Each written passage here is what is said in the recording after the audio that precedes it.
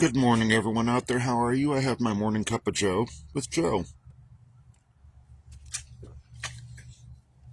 What I think is fascinating is the topic I brought up, deep-seated emotions we go through, balancing act within our lives. Because we have so much stuff that we deal with on a day-to-day basis. We have so much stuff that we're going through on a day-to-day basis. We have our work, personal life, kids if you're parents, business if you're a business owner or you work at a job. Let's say you've got court things going on, you've got that to balance.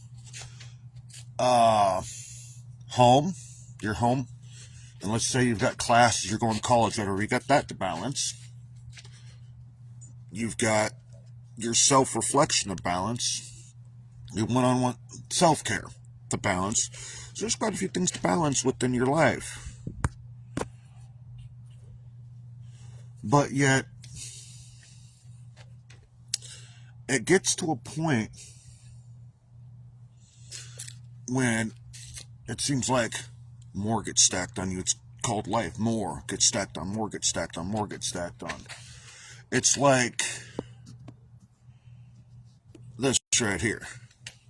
I raked this yard 4 days ago. And you see what it looks like. It's a never-ending process with leaves. Thank you, universe.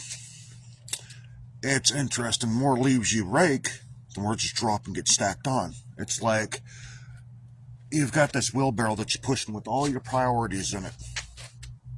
Like I said, the topics. Home, personal life, business,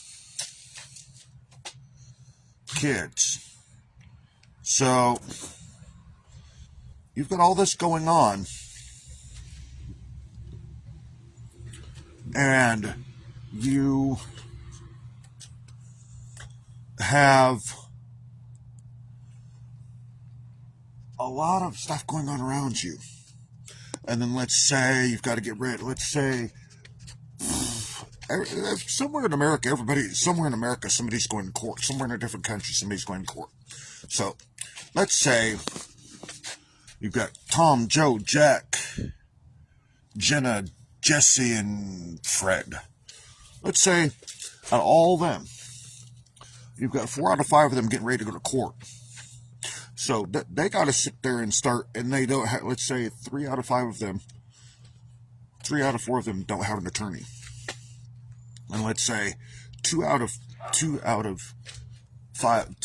of them live in a different country. We'll choose Germany, and then we'll choose Australia. But they got to come to court here in the United States. So they've got to get their passport. They've got to do their travel plans. They've got to get the paperwork ready for court, depending on what it is. They've got to, let's give them both kids. So they got to take care of their kids. And make them both business owners. They got to take care of their business owners. They got to take care of their business. They got a lot to take care of before they officially leave. Before they officially go anywhere. Before they can do anything. So there's a lot going on with them. Let's add on top of that, one's going to college, and then another one is taking classes online. So let's add that in. Let's add in the fact that they're both healers, too. Let's add that into play. They're both Reiki. One's a quantum healer, one's a Reiki healer. Okay, so you got all that added into play. Plus, they both got kids. We'll say 12 and, we'll say for one, 12, 16, we'll say for one, 10 and 16, we'll say for the other one, 15 and 9. Okay, let's put all that in play. They got all that going on. Fred's the one in Australia. Jesse is the one in Germany, but they have court here in the United States. When they visited here, they had one of their, we'll say, we'll say Jesse, family member, we'll say Fred, ex-lover. Okay. They've got to come here because they've got to put them away. They've got to make sure that they go away and they don't hurt others. Let's say Fred's ex stole $250K from him. Jesse, her ex,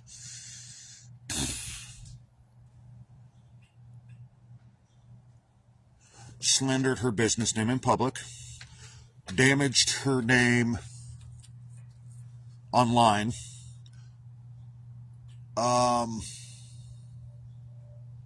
wrote disturbing comments on her page. So let's do that. So let's take it that far. And as they're getting ready to go to court, but Jesse's ex damaged her in such a way that she has to go to court and get him put away in prison. There's some other stuff, other personal stuff, but she doesn't put it out there in the open that he did. So they're getting ready to put their people away in jail, or getting ready to put their people away in prison. So look at all this stuff that's stacked on them. So they're trying to figure out how to balance it, how to prioritize it. Plus, on top of it, guess what? Fred's single, so he's kind of got this easy. Jessie now, she's got a man in her life. And her man lives in another country. Her man actually lives in the United States. And he doesn't get to talk to her all the time with all the stuff going on in her life. With all the stuff going on in her life. Doesn't get to be there all the time on video with her. So lately it's been, we'll say, for 4 days. He hears from her every day for almost 6 months. It becomes a ritual. Morning and night. Good morning, babe. How are you? Let's have coffee together. They have coffee together. Then nighttime, they say goodnight. They have a few laughs. They have some great conversation. Then, for 4 days, nothing. And he still secured himself to not question, hey, there's something going on here. But he's still, just because he's secured himself, just because he's an emotionally intelligent man that has discernment, doesn't mean he's not going to be like, I wish I could talk to her. She talks to him. She sends him texts periodically saying, hey, look, this is what I'm doing. This is what's going on. Thank you for telling me what your emotional needs are. Things of that nature. He says, I love you, babe. I'm in love with you still, babe. And he doesn't get replies back on that one. See, it's that right there that could cause him to start thinking, hey, look, something's going on. Even though there's not, but our brains our own worst enemy. So, we're going to call Jesse's man Joseph. It's befitting. So Joseph could be going, look, I hear from her periodically. She tells me she's got this and this going on. So what can I do to best be there for her? What can I do to best emotionally support her? What can I do to be by her side? Do I stand there by her side? Since I can't physically be there, all I can be is emotionally there. So being there emotionally has not been an easy task lately.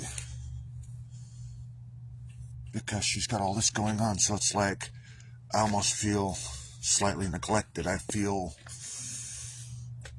a little emotionally neglected. I feel like I'm not getting the affirmations I know I deserve. Granted, I can give myself these affirmations. But that's what's going through his head. So he starts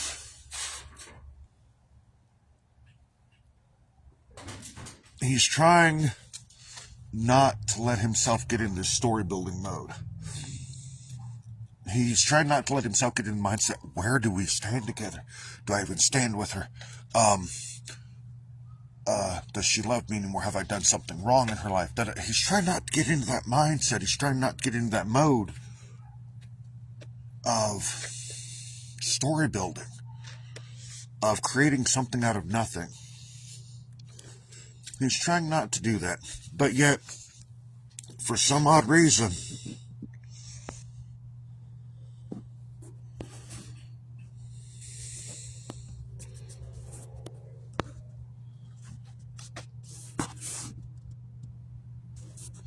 his mind is messing with him.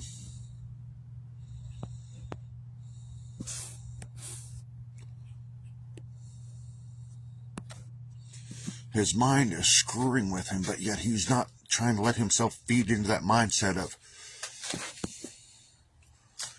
this is what's going on. No, he's not trying to let his mind go into that whole overthinking bullshit that our minds are so used to doing. He's trying to stay within the security of, hey, look, at least she's getting back to me.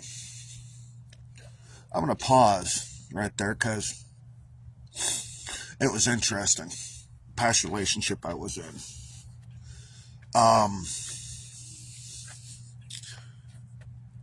I made excuses for them. I made excuses for their drinking, for them hiding from themselves.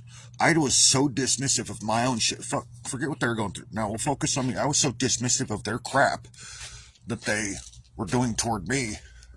I got to a point where I was dismissive of my own emotions. I was dismissive of my own thoughts, my own feelings a lot of the time. To where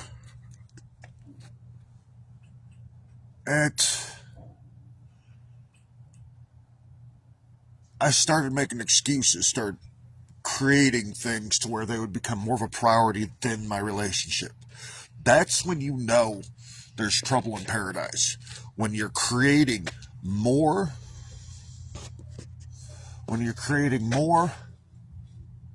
things to do, or more reasons to be away from home, or more reasons not to talk to your partner, whether they be cross country, wherever, in another country, when you're not making excuses, but you're coming up with stuff to stack on your plate of things. Granted, we all have busy lives, but when you're stacking stuff on top of stuff to create a distance between you and your partner, that's when you know there's something up. That's when something's going on. Our mind, though, can create the problem when there is no problem. Our mind can create the molehill. Or our mind can create the mountain. They say don't make a molehill into a mountain. Our mind can create that mountain. When there's things going on around us, and we're purposely creating reasons not to even connect with our other half on the phone, our lover, our best friend or whatever, or our family that got so used to hearing from us, when we're purposely doing that, there's something big going on. Granted, we all have things that go on in our life. We all have lives. Work, kids,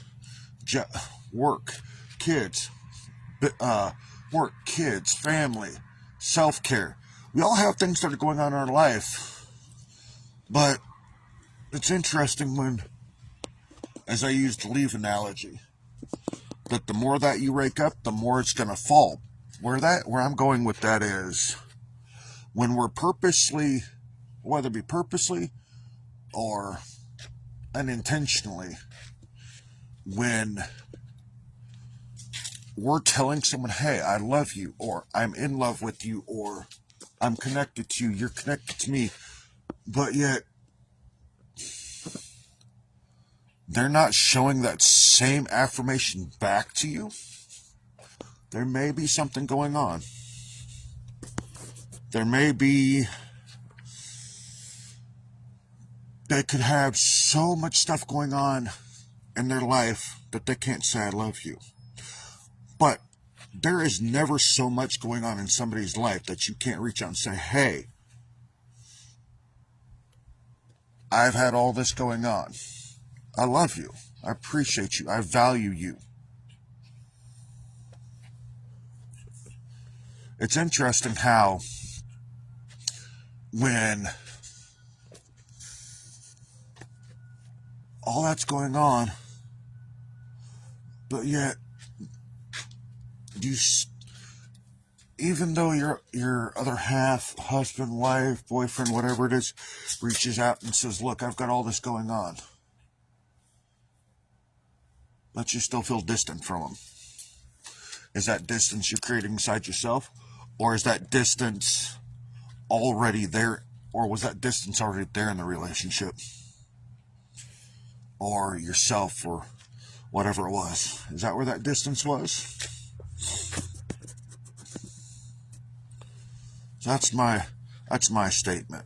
When you've got a lot going on around you, balance it. Find ways to balance everything around you. Balance your priorities. Balance who you are with what you do. But also make time for your lover, your other half, boyfriend, girlfriend, whatever it may be, husband, fiance, whatever it may be. Just to let them, hey, look, I still care. I still love you.